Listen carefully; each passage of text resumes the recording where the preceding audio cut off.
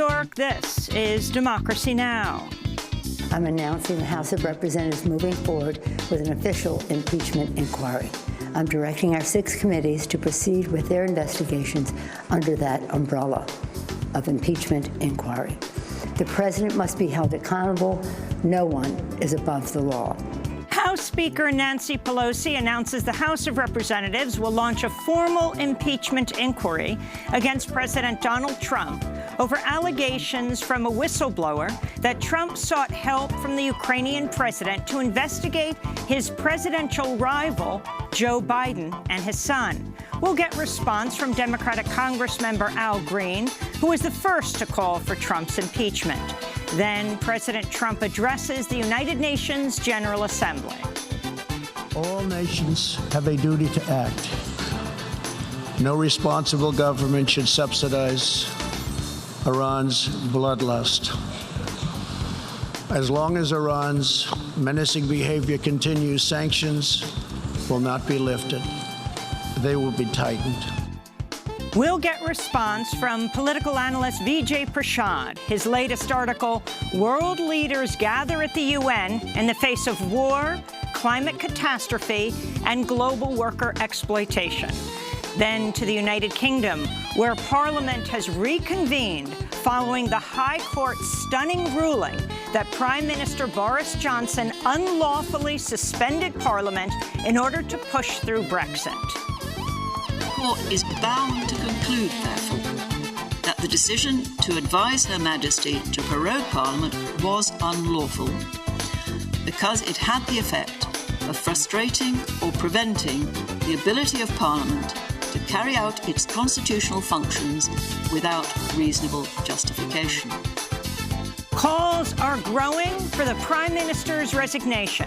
We'll speak with the legendary British singer-songwriter and activist Billy Bragg. All that and more coming up. Welcome to Democracy Now!, democracynow.org, the War and Peace Report. I'm Amy Goodman. The House of Representatives is launching a formal impeachment inquiry against President Donald Trump, who becomes just the 4th U.S. president to face impeachment.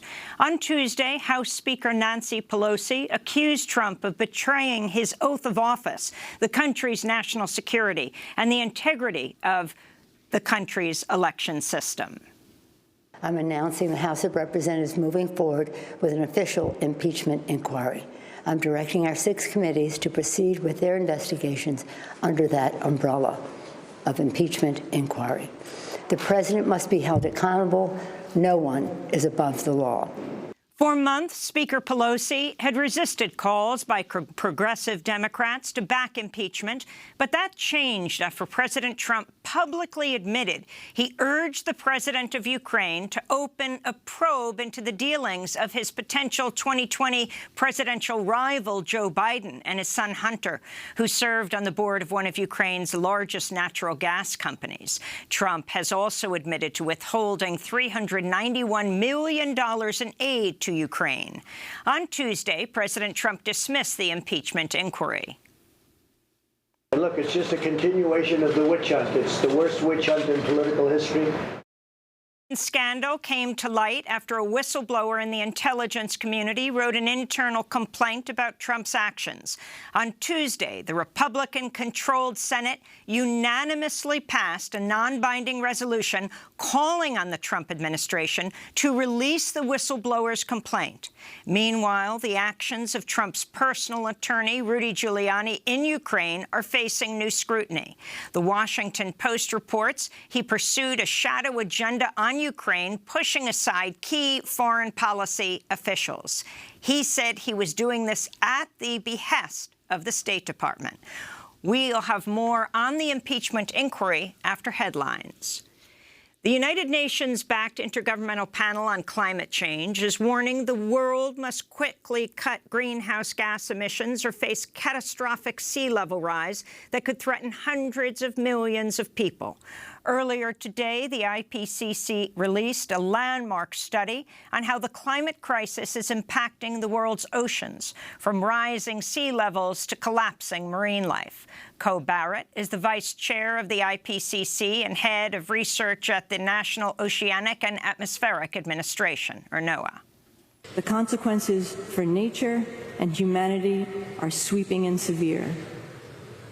This report highlights also the urgency of timely, ambitious, coordinated, and enduring action.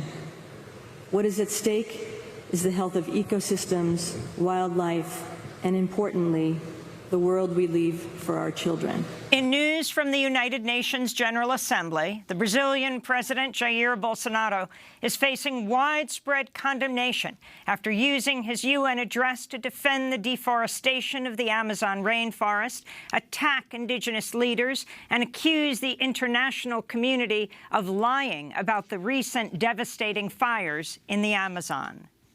It is a fallacy to say that the Amazon is the heritage of humankind, and a misconception as confirmed by scientists to say that our Amazonian forests are the lungs of the world. The Amazon is not being devastated, nor is it being consumed by fire, as the media misleadingly says.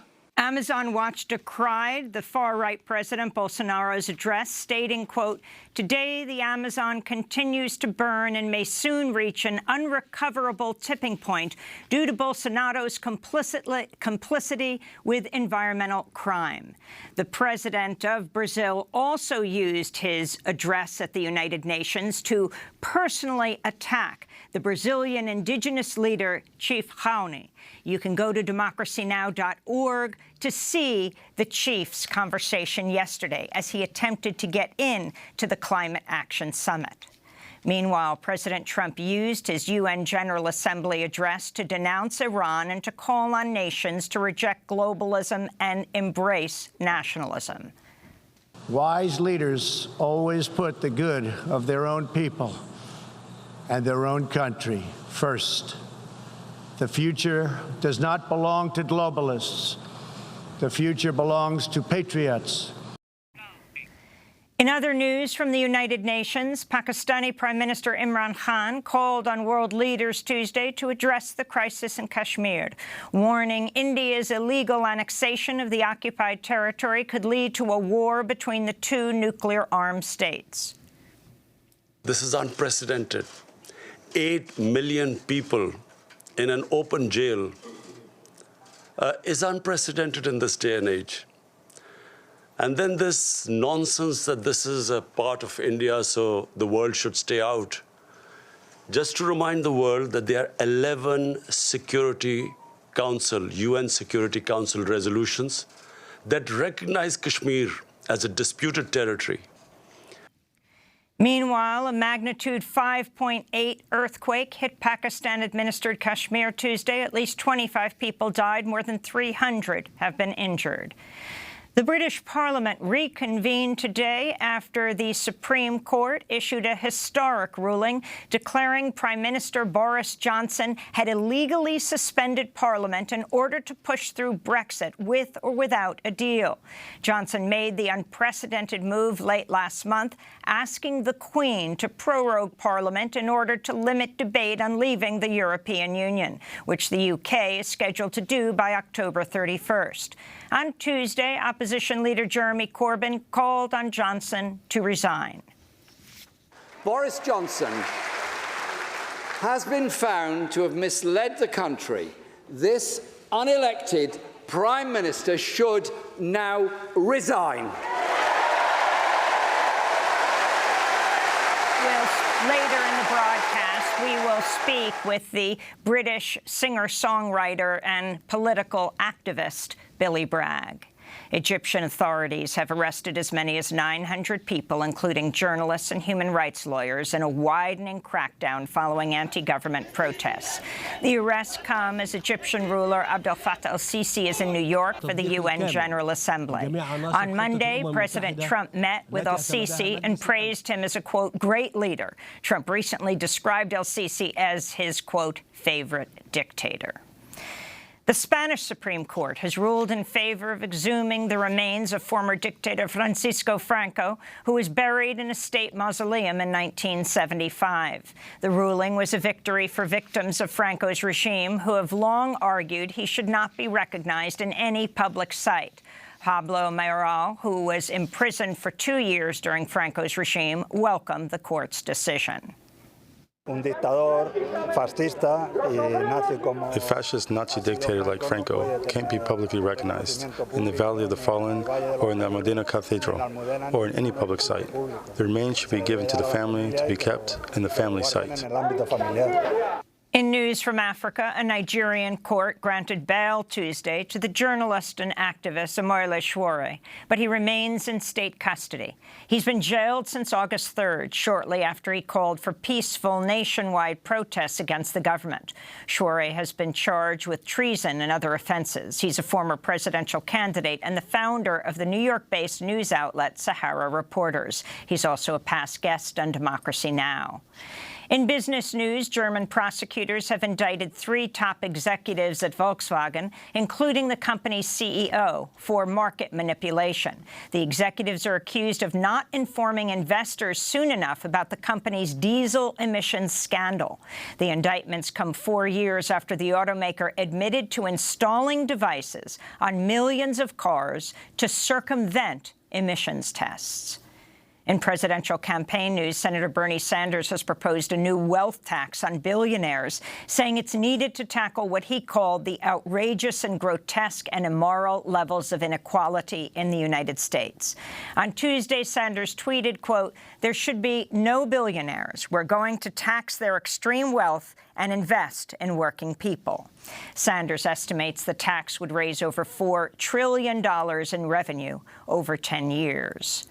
Workers at General Motors have entered their 10th day on strike. It's now the longest national strike the United Auto Workers has had at GM in nearly 50 years.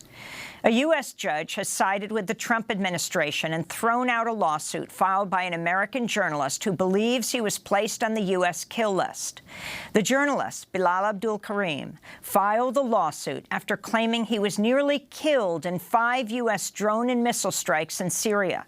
The judge allowed the Trump administration to invoke its state secrets privilege to block the release of information about its kill list. Abdul Karim's attorney, Tara Plochaki, said, quote, "For the first time ever, a United States federal court ruled that the government may kill one of its citizens without providing him the information necessary to prove that he's being wrongly targeted and does not deserve to die."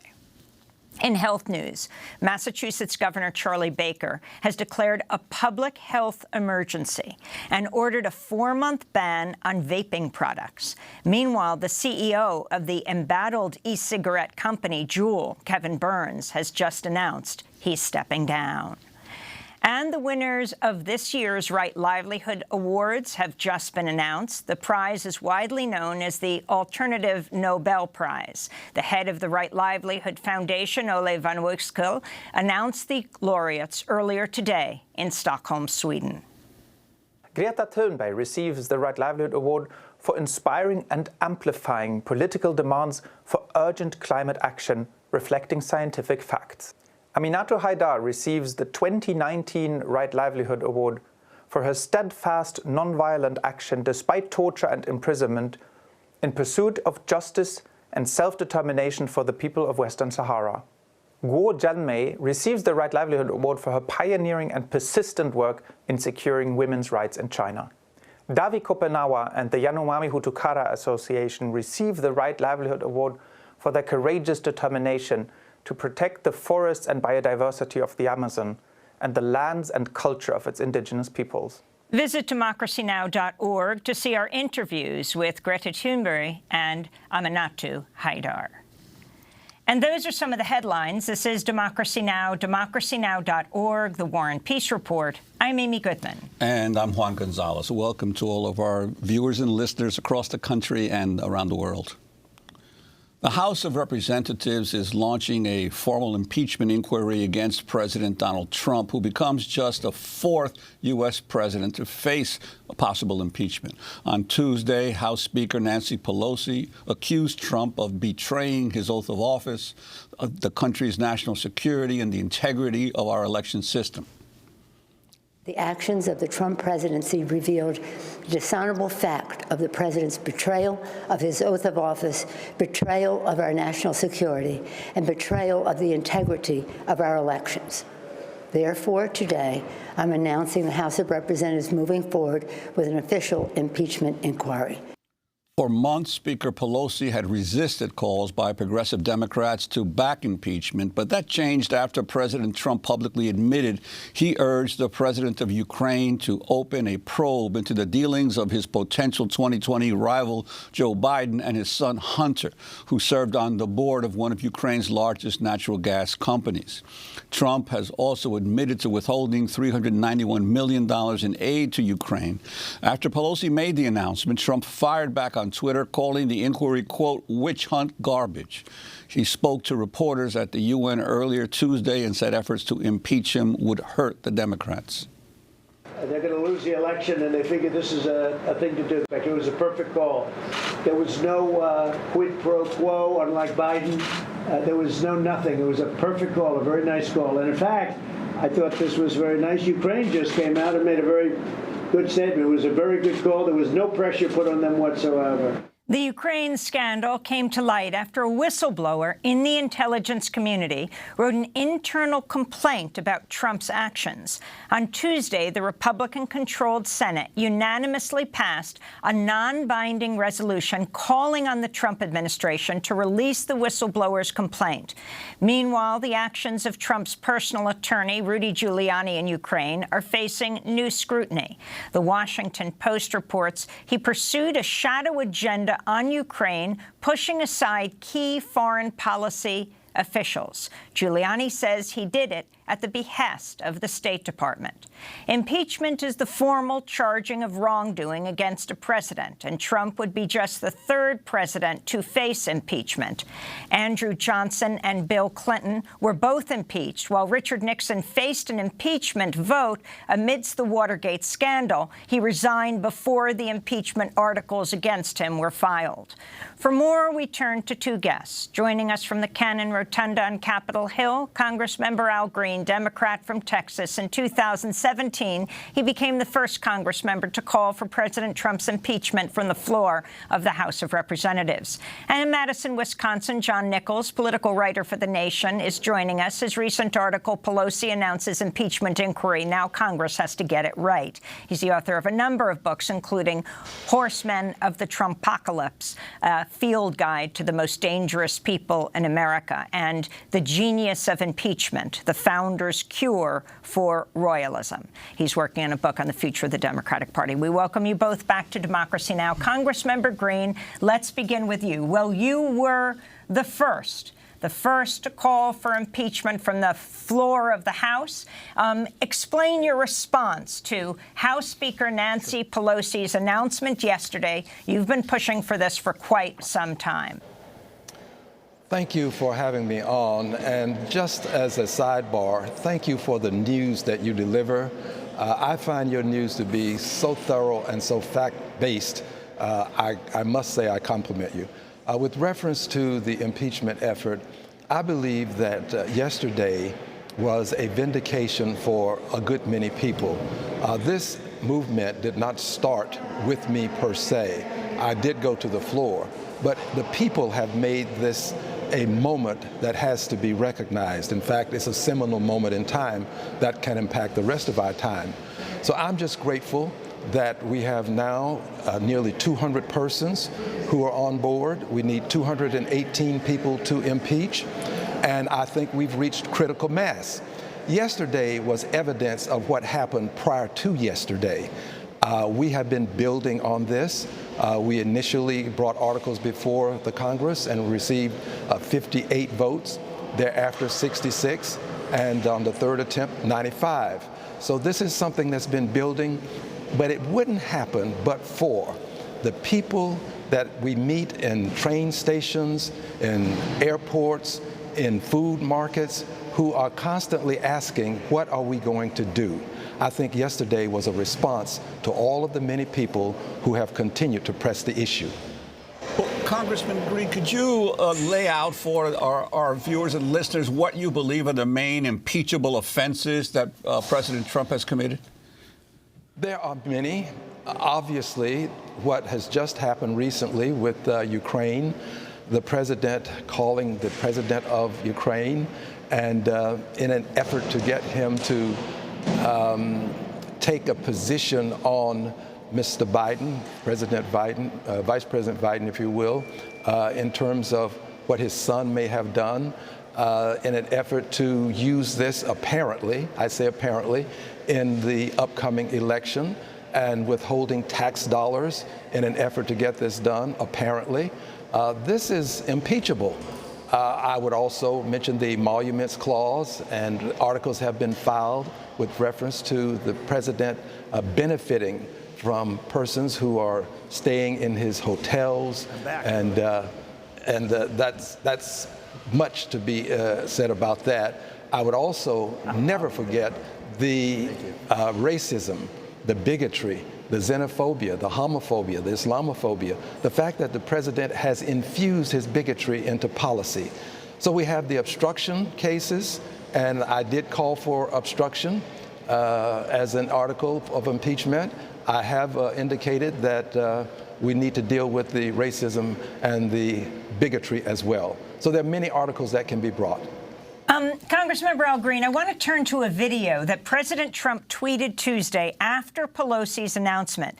The video shows a number of Democratic Congress members and senators calling for his impeachment. It features your remarks, followed by Trump's response. If we don't impeach this president, he will get reelected. It's time to stop this nonsense. They think they're going to win. Did you see the one man? He said it's the only way we're going to beat him in 2020. They have to do this. The only way well, that's a compliment, I guess. But think of what he said. It's the only way they're going to beat me. And actually, it's working the other way. So that video was retweeted by Trump, and it was that was retweeted by Trump, but it was only a selection, a small part of the video. But let me get your response. And also, what about those who are saying right now, the American people want you to focus on the issues, health care, education, jobs, rather than impeachment. First, the Democrats waited for the Mueller report, and it turns out that what President Trump was being accused of, obstruction of justice, what he was being accused of in regards to colluding with the Russians was not true. And now they'll pursue this to the election. What Trump is saying and a number of others are saying is this will surely mean your demise. Your response, Congressman Green? Multiple responses. The first is that the president took my words out of context. I never said that this is the only way we would defeat him. What I indicated was that if we did not honor our duty and responsibility to the Constitution and impeach the president, that he could claim vindication by our inaction. And as a result, he would use that to campaign and could seek and be reelected because he would use the fact that we didn't impeach him and say that he was vindicated. Next point, to those who would contend that this is not a kitchen table issue, I would differ, especially as it relates to the bigotry infused into policy. African Americans at the kitchen table talk about how they didn't get a promotion because of discrimination, how they were not hired because of discrimination. Discrimination is a kitchen table issue for people who are being discriminated against. LGBTQ persons who go to work knowing that if they announce that they have married the love of their life and that person happens to be of the same sex, knowing that they can be fired. For them, that's a kitchen table issue. So we should not assume that all kitchen table issues are the same. There are additional kitchen table issues that people who are discriminated against are having to deal with. And finally, I would make this point. We have a responsibility to the country and to the future. The future is going to be one that will allow a president to assume that there are no guardrails if we don't act now. We have to demonstrate that Congress will honor the Constitution and that we have principle that we will place above politics, that we will place the people above our political parties. And I think that if we do this, we will consider democracy and not Democrats. We will consider the Republic and not Republicans. I just have to add this as well. This journey is not one that we choose to embark upon. It's one that we have to. And when those members came out who are in those what I would call high-risk districts and put principle above party, they were a part of what is being called the straw. I called it a moment of truth. I called it a point of no return, because we have reached a point now where we must go forward with impeachment. If we do not, we will have shredded the Constitution and betrayed our trust as members of Congress. Yeah, I'd like to bring in John Nichols, political writer for The Nation. John, I wanted to ask you this latest situation with the president's discussion, phone conversation with the president of Ukraine that's apparently become a turning point for Nancy Pelosi and other Democrats on the issue of whether to begin an impeachment inquiry. What's your assessment of this? After all, there are those who say that American presidents are constantly in phone conversations threatening leaders of other countries if they don't do what the U.S. wants, and also of Trump's rebuttal about the whole issue of Hunter Biden having been so heavily involved in the Ukraine at the time that Joe Biden was vice president and also attempted to influence the Ukrainian government. It's a very good question, Juan. Thanks for asking it, and also I'm honored to be on with Congressman Green. At the heart of your question is the answer, of course. Presidents are often on the phone yelling at other leaders, trying to get what America wants, what the United States wants. That's not what is at stake here. What is at stake here is the question of whether Donald Trump got on a phone trying to get what he wanted.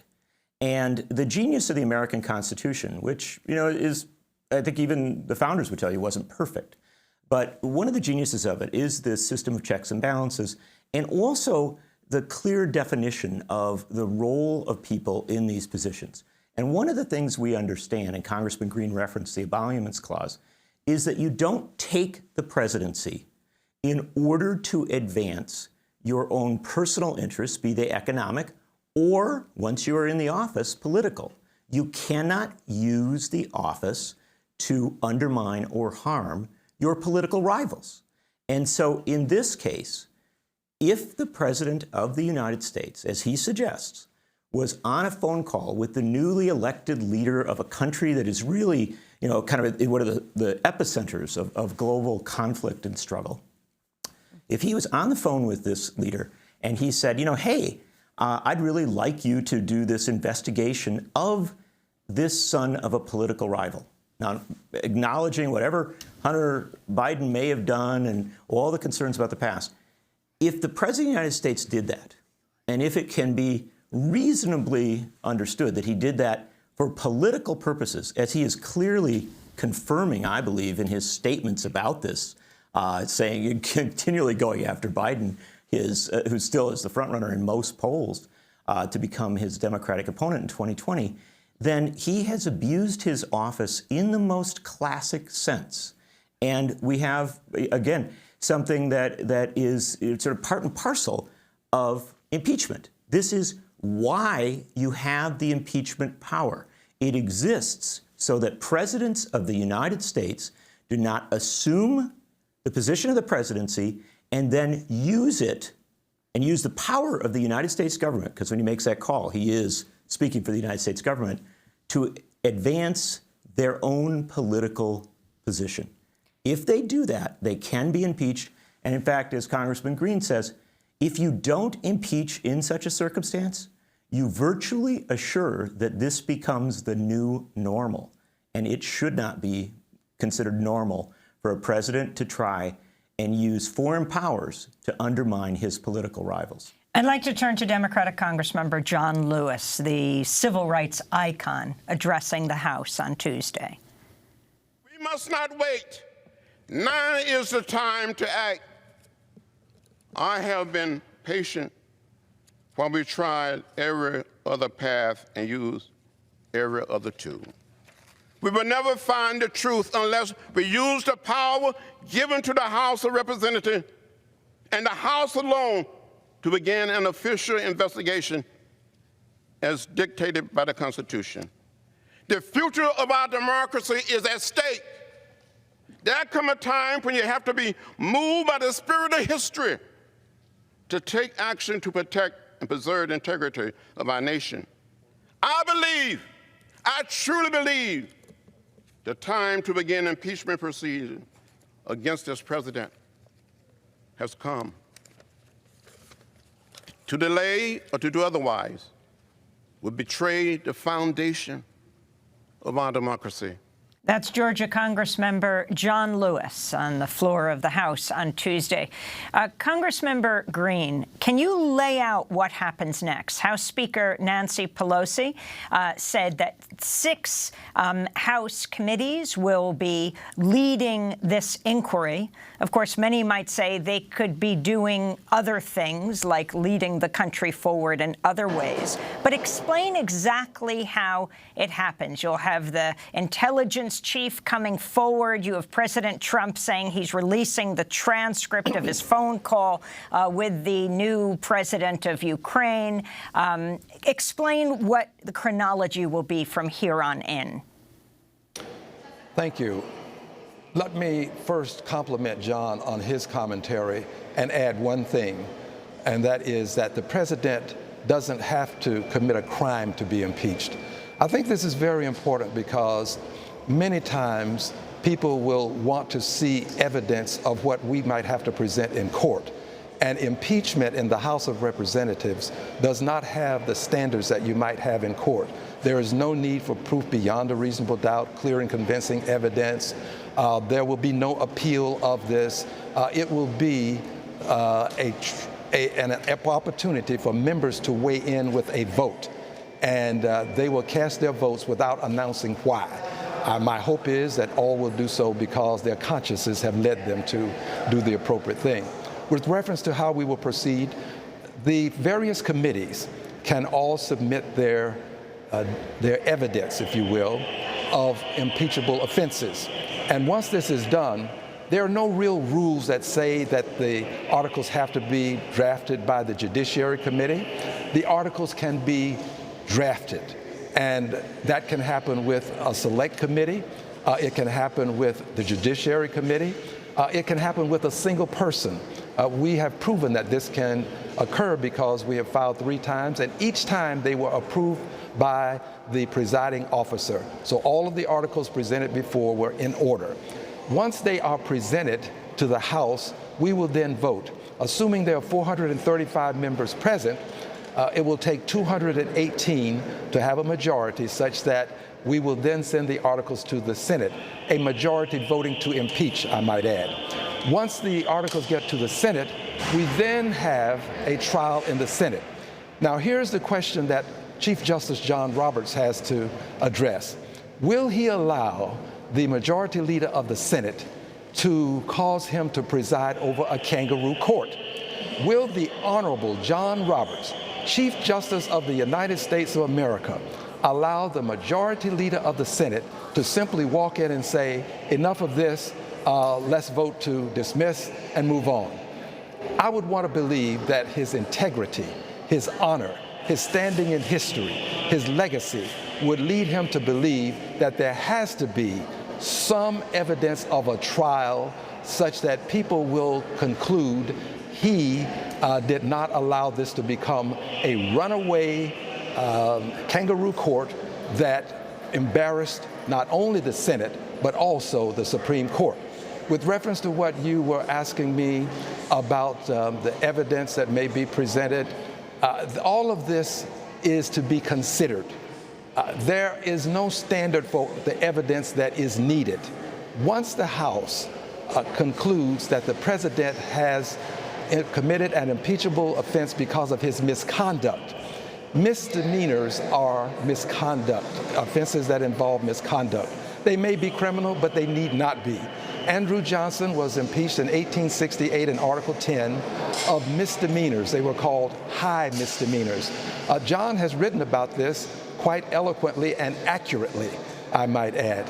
And with the ability to impeach for high misdemeanors, no crime necessary, no requirement that you have rules of evidence, the House can draft its articles of impeachment based upon the president's confessions. The president has a way of not only performing what I would call ugly deeds, some would say dastardly deeds, performing these deeds, and then he confesses. He has indicated that he talked to the president. He has indicated that the conversation was about Biden, and we know that he was withholding funds. He did this right after Mr. Mueller gave his testimony on the Hill. He is testing us. He continually tests to see how far we will allow him to go. Just as a 3-year-old would test, and we have to at some point stand up to him and let him know that the line has been drawn and you will go no further. Thank you so much for being with us. Houston Congressmember Al Green, Texas Democrat, and John Nichols, political writer for The Nation, has written a book about impeachment. This is Democracy Now! When we come back, President Trump calls for intensifying tension with Iran. We'll speak with Vijay Prashad. Then the British rocker, the British singer-songwriter Billy Bragg on Brexit and what's happening in the British Parliament as we broadcast. Stay with us.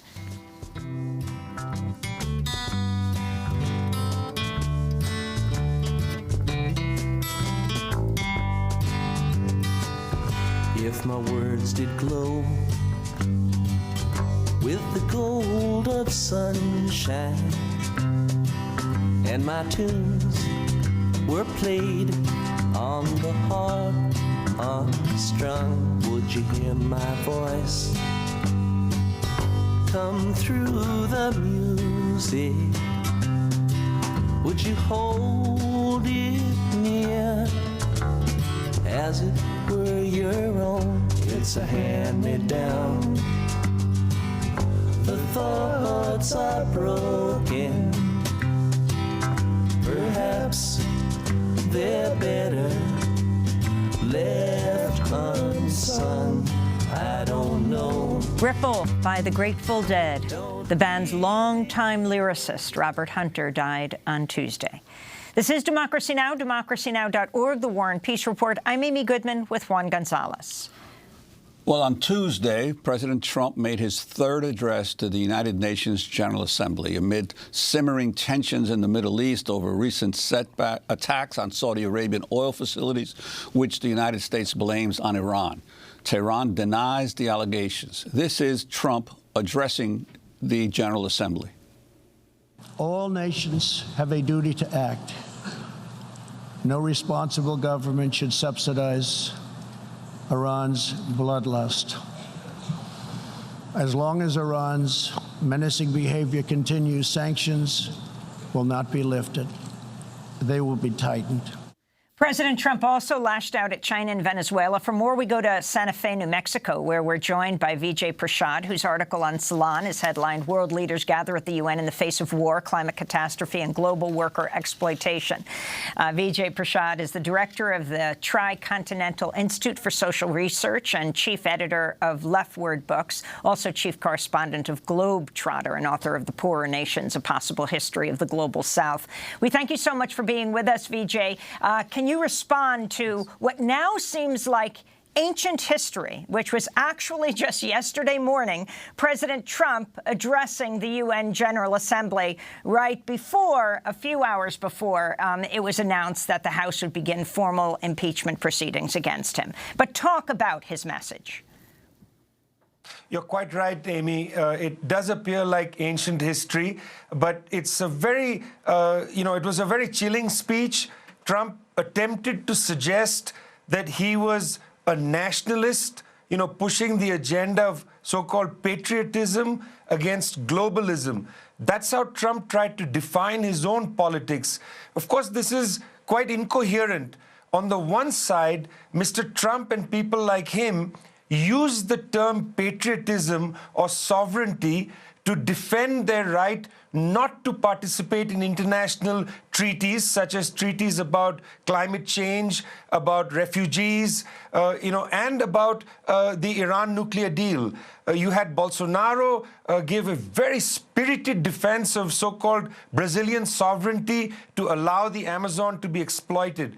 So you had Mr. Trump, for instance, here use this language of sovereignty to remove the United States from its international obligations.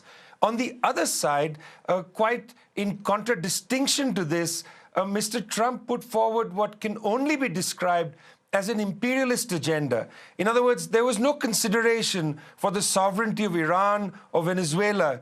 In fact, he used language which I was quite shocked by, the term bloodlust, for instance, to describe Iranian foreign policy. So, it wasn't quite patriotism on one side or sovereignty on one side and globalism. It wasn't a principal distinction. In fact, behind the cover of sovereignty, Mr. Trump was saying countries like the United States and Brazil don't have to conform to the climate treaties that have been agreed upon on the international stage. We just had this very powerful climate strike initiated by Greta Thunberg. I think this kind of thing, this kind of attitude about sovereignty was a way of setting that aside. But on the other hand, as I said, incoherently, he lashed out at Iran. And, you've got to understand that the countries of the world are not interested in a war against Iran. And the same day, Mr. Macron, the president of France, met with Iran's President Rouhani, and they talked about revisiting the diplomatic, table, coming back and opening a discussion about diplomacy. This is something the United States completely abhors, doesn't want diplomacy with Iran, doesn't want diplomacy with Venezuela. I thought it was a very dangerous speech, and you're quite correct. It has been, in a sense, overwhelmed by this discussion about impeachment. And Vijay Prashad, he also, as you mentioned, talked about Venezuela, blasting the Venezuelan leadership, President Maduro, and at one point saying that socialism, as he said, not capitalism, only benefits the ruling class. Could you talk about his continued fixation on Venezuela? Yeah, this is very interesting, and it also has something to do with the American domestic political landscape, because Mr. Trump, had pushed his economic advisors to release earlier this year a document attacking socialism. One hasn't seen this from an American president in a very long time. It's part of his election strategy to portray the Democratic Party as a party of socialists, and being therefore out of touch with what he considers to be reality. And I think he's trying very much to utilize the Venezuela crisis to link it to people like Alexandra Ocasio-Cortez and perhaps even Bernie Sanders and Elizabeth Warren. This fixation with Venezuela is very interesting. The attempt to overthrow the government in Venezuela has failed. That, I think, has to be said quite clearly. But Mr. Trump continues to push against Venezuela. He's a little bit like the Crown Prince of Saudi Arabia on Yemen, unable to understand that their policy has failed. It's increasing suffering both in countries like Yemen and in Venezuela. He's unable to understand that the policy has failed and they need to pivot outwards. They're not doing that. And I think that this is something that the American people need to really consider. There is a hallucination in the Trump administration regarding the fight against Venezuela and Iran. If the United States moves to a much more aggressive kind of sanctions regime, moves even to aerial bombardment, I'm afraid at a time when we need to have more international conversations, more diplomacy, more discussions about things like the climate strike, about things like the refugee crisis, about things like the hunger epidemic. When this should be at the table, the United States instead is pushing what I think are very divisive and dangerous policies with Iran and Venezuela at the center. There is no defense of sovereignty or nationalism when it comes to these countries. Here, in a sense, the United States has withdrawn Iranian and Venezuelan sovereignty and is basically is now sort of going to the world's countries who are not interested in war and saying, please join us. It shows, in a sense, the isolation of the U.S. policy on both Iran and Venezuela. I wanted to play the Saudi Foreign Minister, Adel al-Jubeir, blaming Iran for the attacks on oil refineries in Saudi Arabia earlier this month. We believe that Iran is responsible for the attack because the equipment is Iranian equipment. We know that it didn't come from the south. We know it because of the range of the equipment. We believe it came from the north. We're certain it came from the north. And what we're doing now is investigating to locate the actual launch site. We will await the results of the investigation, which I expect to be fairly soon. And then we will decide on what steps to take in dealing with Iran. It has to be made clear to Iran that such behavior is not acceptable and that there will be consequences for such behavior.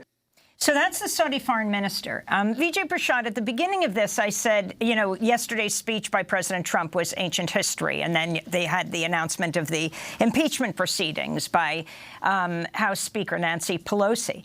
But, in fact, could this push for impeachment actually accelerate some kind of attack in the Middle East that the U.S. could be involved with? How often war is used as a kind of distraction from a terrible problem at home, and how you think that could be avoided? Do you think that's possible? And President Trump saying that they are waiting for direction from Saudi Arabia deciding what to do, and then announcing the U.S. is sending troops to Saudi Arabia to protect their oil fields. You know, Amy, I'm very glad you raised this issue. You may remember when there was talk of impeachment of Bill Clinton, there was a sudden airstrike, missile strike against a pharmaceutical factory in Sudan. There was also a strike in Afghanistan at that time. You know, it was when the film Wag the Dog came out, a suggestion that war is used to distract from these kind of domestic political entanglements. I think I'm very worried about this. I think it's a very plausible thing. It's quite disgraceful that the United States government has said that they want to take the lead from Saudi Arabia. I'm glad the Saudi foreign minister has said that he'd like to wait for the results of the investigation. Although I must say I'm not very confident that the Saudi investigation is going to be credible. You know, I think that there should be a call at the United Nations for an international investigation. We need to have, credible people going there and looking at the debris, looking at the missiles and so on. At this point, I think it's important to mention that it's not only Foreign Minister Javad Zarif of Iran who said that Iran didn't do this strike, but the Iranian military has also said that they did not do this strike. And at the same time, the Yemeni Houthis said that they did do the strike. You know, sometimes one should listen to people and see what they're saying. But more than that, I think there should be a call for an international investigation of the debris. It should not be left to the Saudis. Their credibility is extraordinarily low.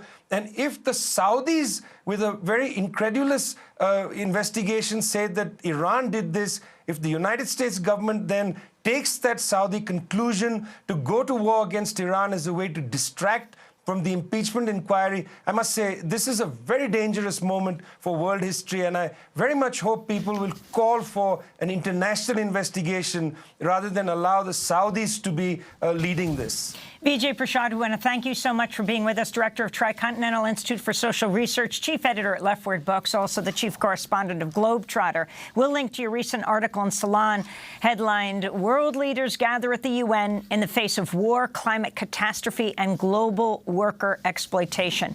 Vijay Prashad will be speaking at the Lensic Performing Arts Center tonight in Santa Fe at 7 o'clock. When we come back, we speak with legendary British singer-songwriter and activist Billy Bragg about the British Supreme Court's stunning ruling that Prime Minister Johnson had illegally suspended Parliament. What does this mean for Brexit? Stay with us.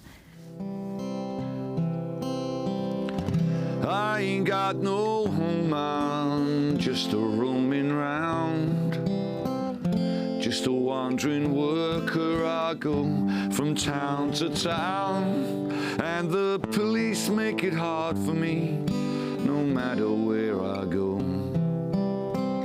And I ain't got no home in this world anymore.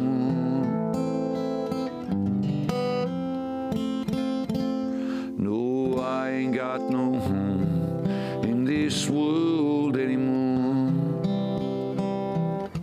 My brothers and my sisters are stranded on this road, long and dusty road that 1,000,000 feet have trod. Now the rich man took my home. Billy Bragg singing Woody Guthrie's song, I Ain't Got No Home, here in our Democracy Now! Studio in 2011. He joins us again in 2019. I'm Amy Goodman with Juan Gonzalez. This is Democracy Now! Well, we go now to the United Kingdom, where Parliament has reconvened in an uproar after the Supreme Court ruled Tuesday that Prime Minister Boris Johnson had unlawfully suspended Parliament in order to push through Brexit with or without a deal. Johnson made the unprecedented move late last month, asking the Queen to prorogue or suspend Parliament in order to limit debate on leaving the European Union, which the UK is scheduled to do by October 31st.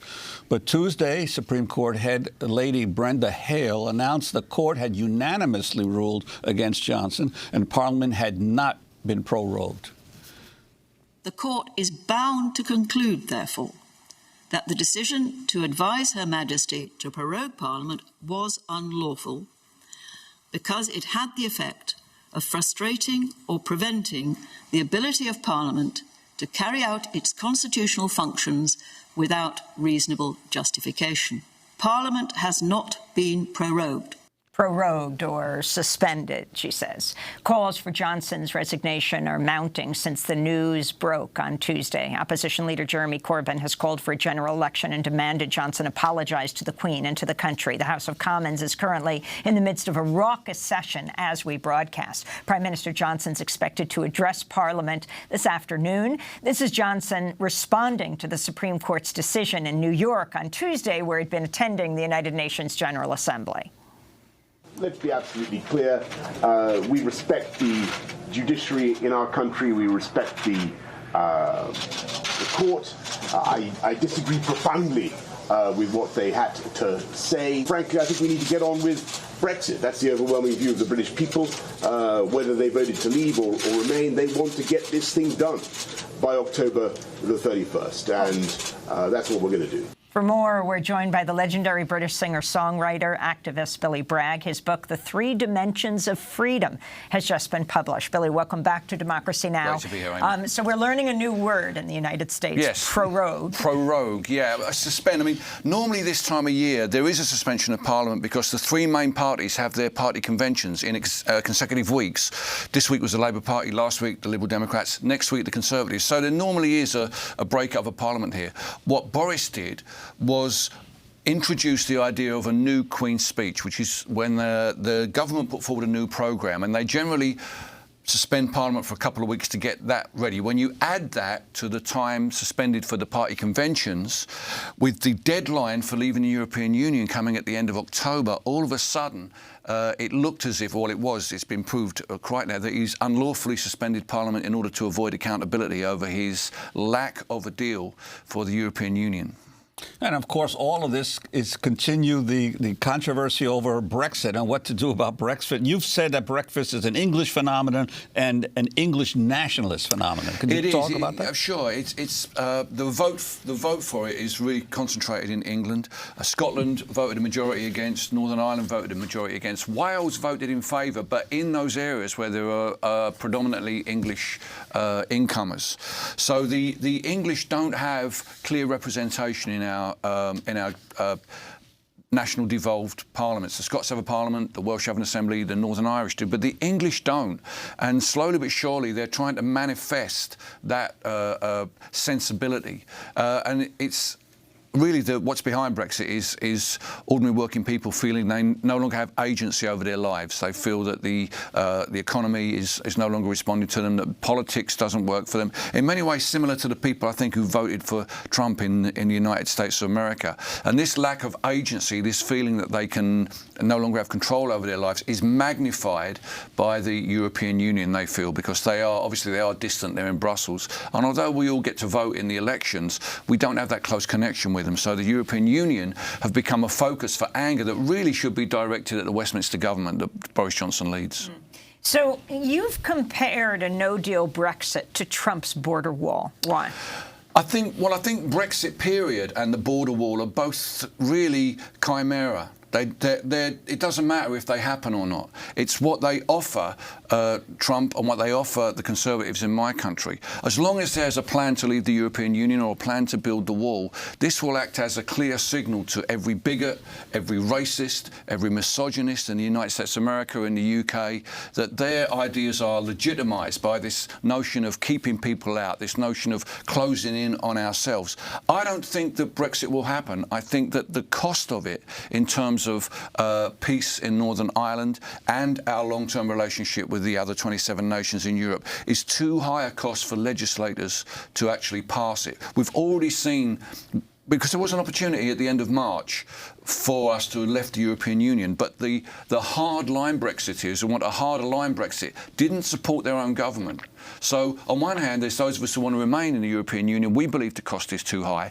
But the hardline Brexiteers who would have had to deal with a compromise over the relationship with Europe, there would have still been some involvement with the European Court, there would have still been some trade agreements. That was too high a price for them. So I think for both sides... Like the grandson of Winston Churchill. Yeah, the grandson of Winston... Well, no, not him, because he's more of a middle way man. I'm talking about what we call they refer to the European Research Group, and these are the people who want to leave with absolutely no deal. They're quite extreme, and the problem is, broadly, the debate has become extreme on both sides. There's other people who want to leave with no deal, or people who want to just abandon the whole thing. Where actually, what's going to keep us in the European Union, I believe, is nuance. It's the nuance of the Irish border, it's the nuance of the Good Friday Peace Accord, it's the nuance of our trade with the European Union. But nobody seems interested in nuance. Jeremy Corbyn is trying to put forward a policy at the next election where he lets the people decide, where he says, look, you know, if you elect me, I will go to Brussels, get a better deal, I will put it to a referendum.